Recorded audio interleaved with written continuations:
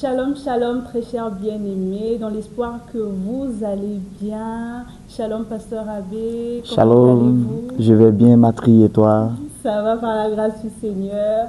Voilà, nous revenons encore à vous après un long moment qu'on n'a pas posté, Pasteur. Ça fait un moment qu'on n'a pas publié. Mais on revient cette fois-ci avec un nouveau concept pour permettre à chaque bien-aimé de l'Assemblée Royauté Divine de garder l'essentiel du culte, n'est-ce pas? Bien sûr, il faut toujours innover. Alors, let's go! La main de Dieu est sur moi. Tu m'as mis sur tes épaules. Tu m'as mis sur tes épaules. Alors, Pasteur, déjà ce dimanche, on a passé un culte vraiment excellent.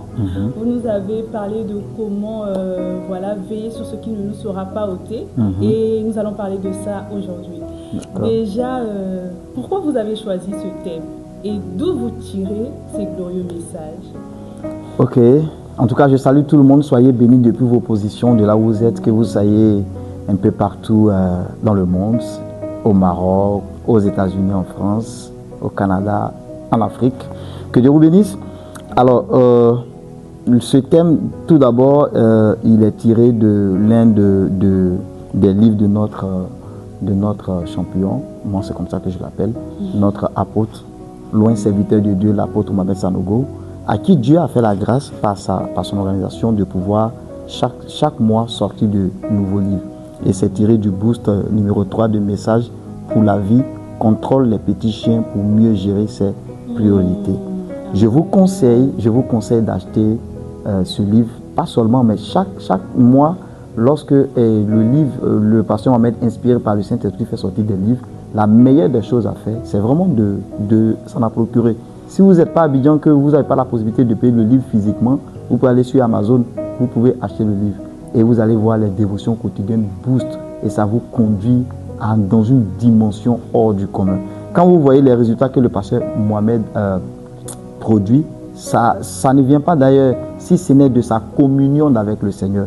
Donc si on veut avoir une vie chrétienne ordonnée, organisée, voici une bonne occasion d'acheter le boost et de le dévorer tous les matins. Il est tellement riche.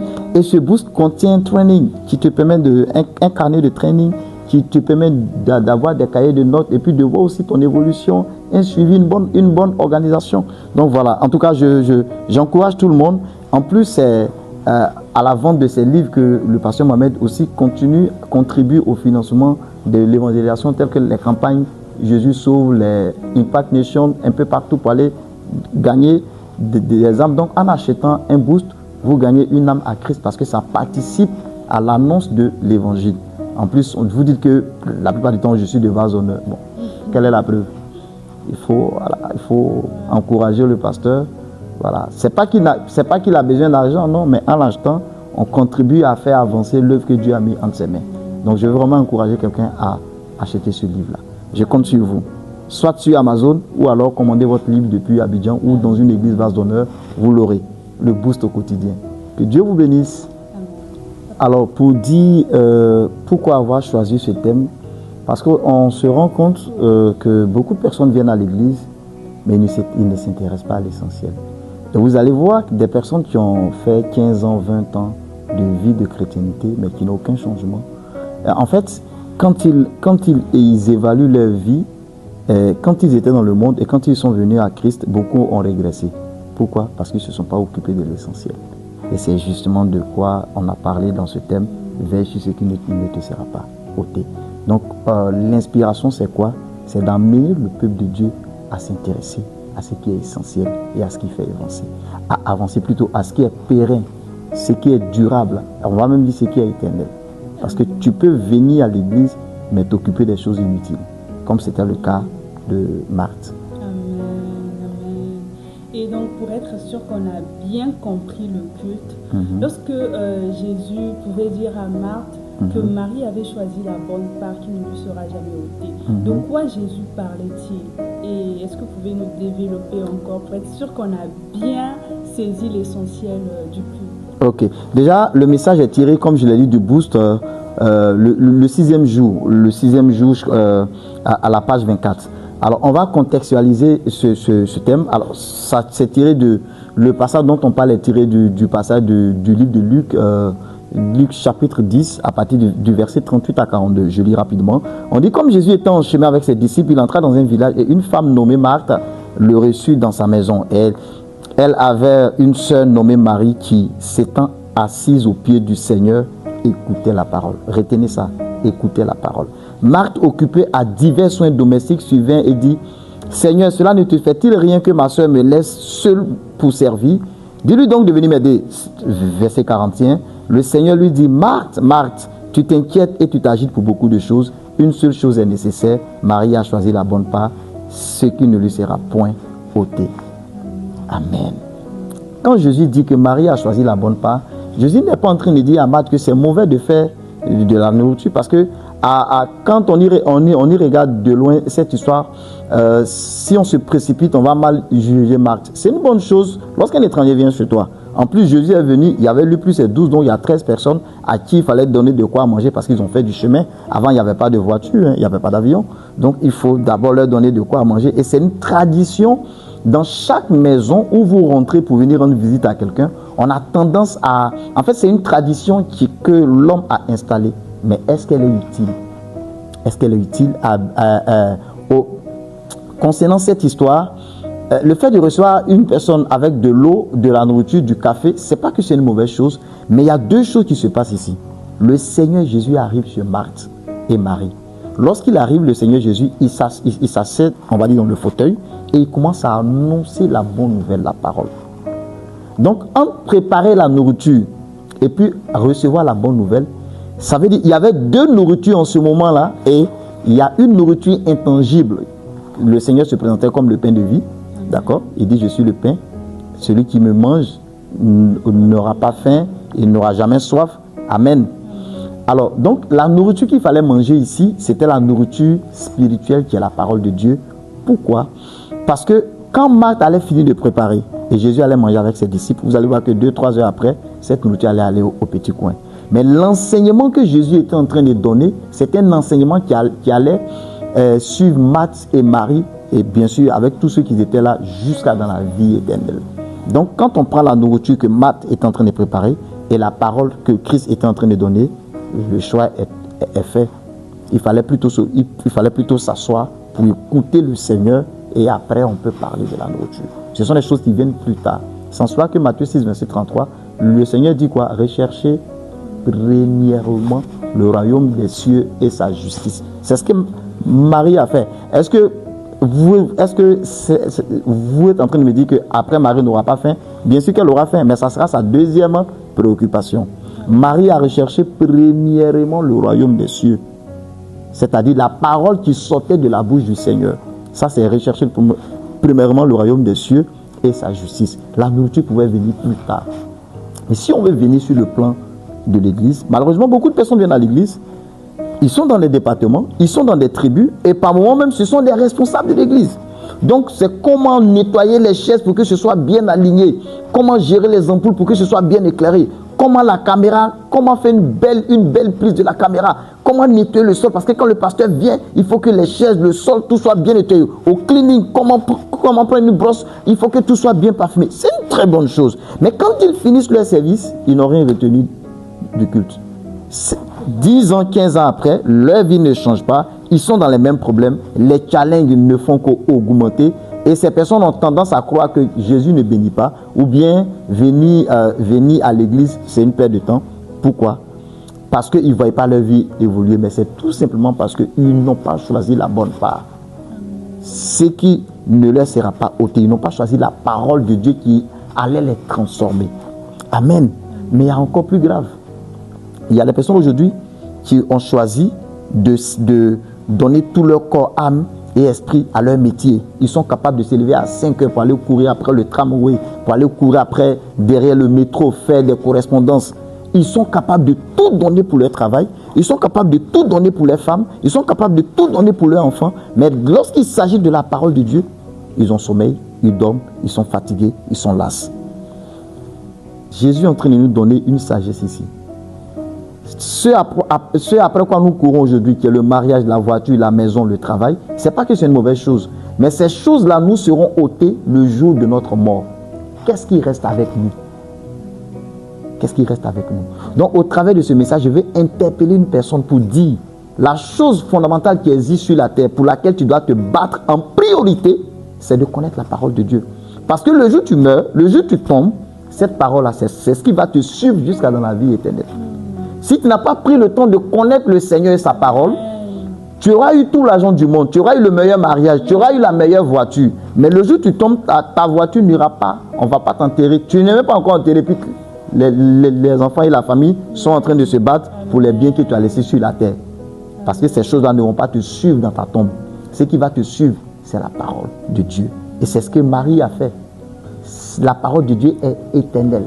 Et je vais encourager quelqu'un. Lorsque vous venez à l'église, s'il vous plaît, quittez dans les commérages. Les tels a dit, toi a dit.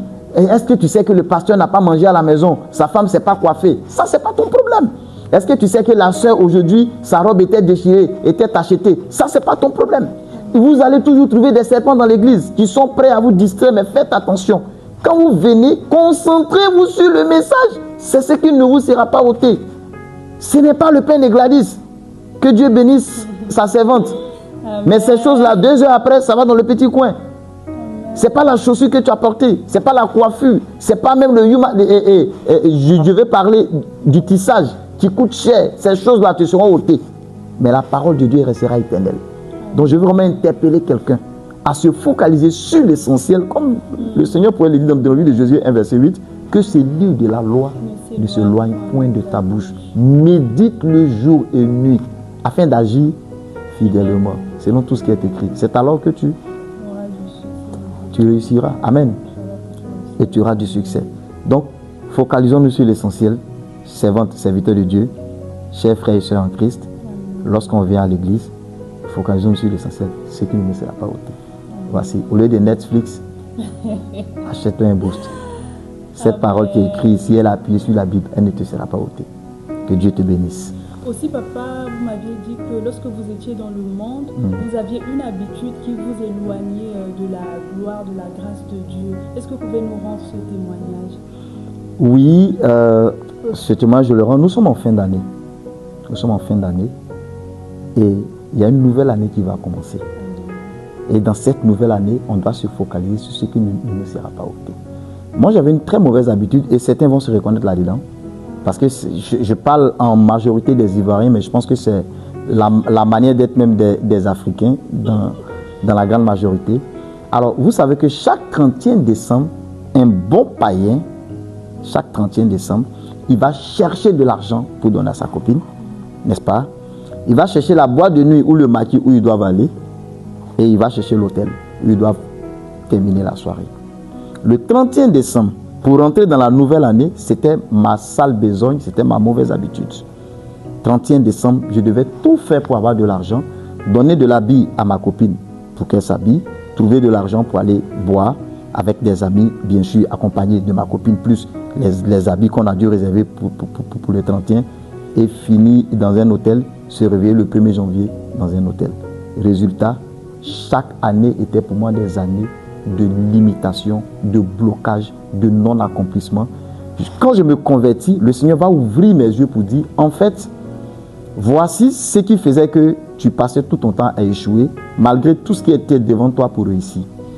Au lieu de commencer l'année avec la parole de Dieu, au lieu de commencer l'année dans la présence de Dieu, tu te focalises sur ce qui te sera ôté. La bière que tu finis de boire, les chivasses, les clans que tu finis de boire, 2 heures après, tu les renverses dans le bidet du WC.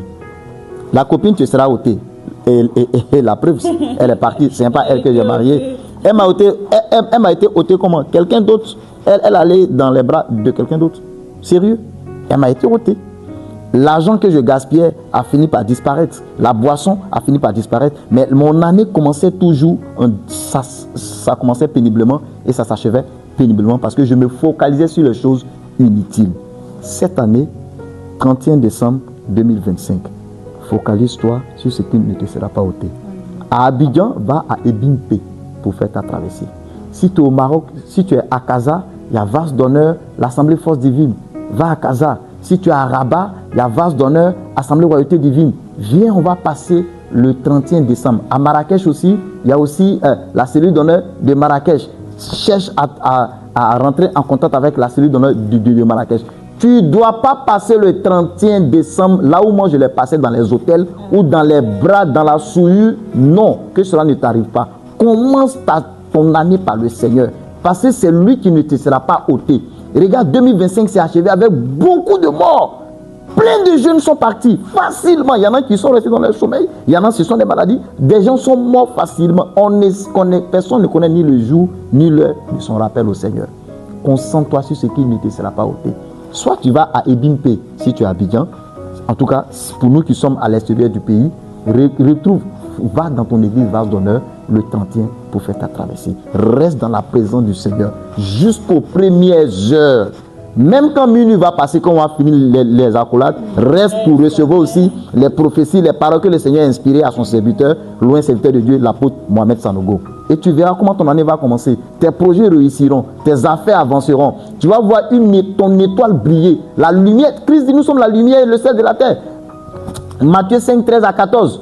Tu es cette lumière, tu dois briller en 2026. Reste connecté à la bonne fréquence. Ce qui ne te sera pas ôté à la parole du Seigneur.